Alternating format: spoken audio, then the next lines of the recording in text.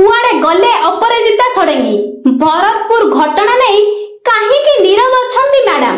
अपराजिता मुहरे किए लगेई टुंडी अन्याय देखिले सर्वदा बाघुणी परी रड़ी छाड़ुथिबा भुवनेश्वर सांसद अपराजिता षडंगी भरतपुर थाना घटना नहीं नीरव रहिबा संदेह सृष्टि करिछि।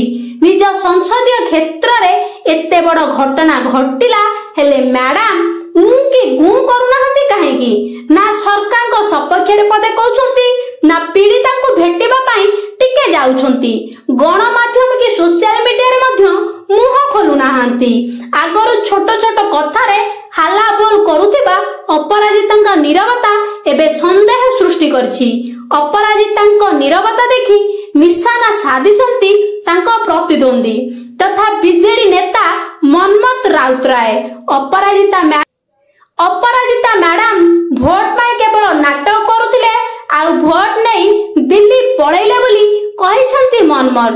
डबल इंजिन डबल घाटा करिछि बोली कहूछि बीजेडी। निर्वाचन पूर्वरु डोर टू डोर बुली महिलांक दुख बुझुतिबा अपराजिता एभली बर्बर कांड पर नीरव रहिबा समस्त को चकित करिछि।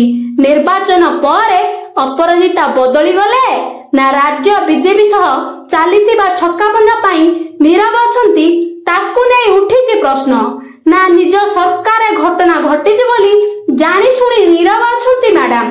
तेबे देखा जाऊ केबे भुवनेश्वर सांसद एई घटना रे मुह खोलुछंती।